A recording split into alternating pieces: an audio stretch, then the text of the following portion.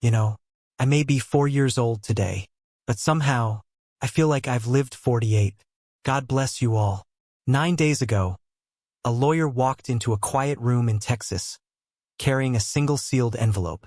He had held onto it for 11 years, never opened it, never spoke about it, never even hinted at what was inside.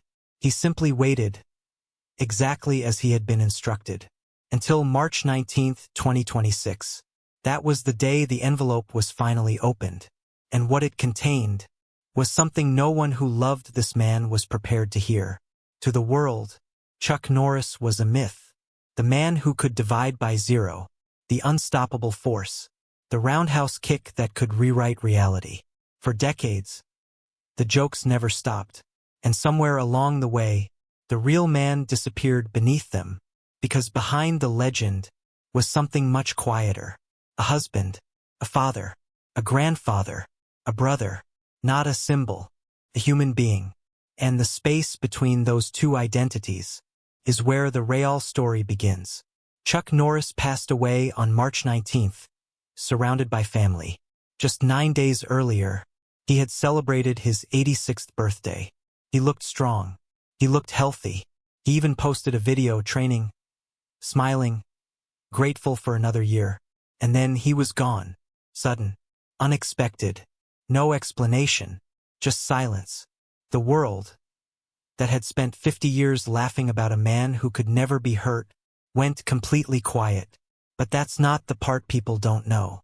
3 days after his passing, his family made a private decision.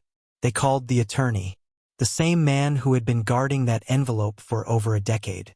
They asked him to come to the family ranch in Texas and finally open it. Not for the media, not for the public, just for them. In the same living room where Chuck had spent the final chapter of his life. First, it was exactly what you'd expect. The ranch, the finances, the assets, handled carefully, quietly, practically. But those weren't the pages that changed the room. Those weren't the words that made people stop breathing. Those weren't the lines that made his own son walk to the window and stand there, unable to speak. Because after the formalities, everything changed. The attorney paused, looked up, and said, "This next part needs to be heard slowly." What followed wasn't a will anymore. It was a message, a deeply personal one. The first part was for his wife. He wrote that every moment the world saw him as fearless was never real. That behind every strong interview, every tough guy role, every unshakable appearance, there was her. A quiet conversation, a moment of reassurance. He admitted something no one expected to hear. He was never truly fearless. She made him feel safe enough to pretend, and he wanted that written permanently. The room went still, but then came the part that broke it. Chuck had written a message, not to his family, but to children, specifically the kids in his martial arts program. Kids who walked into those gyms, feeling lost, invisible, forgotten. He told them he was once one of them, a quiet boy, poor, unnoticed, feeling like nothing, and everything he ever built, every title, every victory, was just a way of proving something to that younger version of himself.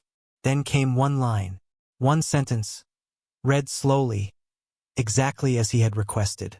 "The belt does not make you strong. You were already strong. The belt just gives you proof." That was it. That was the moment. Everything fell apart. No one in the room could hold it together anymore. But there was one more thing, something even stranger. Inside that envelope was a small index card, not part of the will. No date, no explanation, just 9 names, written in black ink. Not family, not friends. No one recognized them. Even the attorney had no answers. And to this day, no one knows who they are. For decades, the world believed Chuck Norris was invincible, untouchable, unbreakable, fearless. But the truth was something far more powerful. He was human, a man shaped by struggle, by doubt, by love, a man who never forgot where he started. 9 days before he died, he was still training, still smiling, still grateful.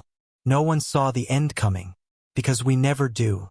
We don't get to choose when the envelope is opened. Any of us. We only get to choose what we leave inside it. So think about that. If your envelope was opened tomorrow, what would it say? Would the people you love truly know it? Would the ones you tried to help feel it? Would your story mean something? Tell me honestly. And if stories like this matter to you, stay with me. There are more that the world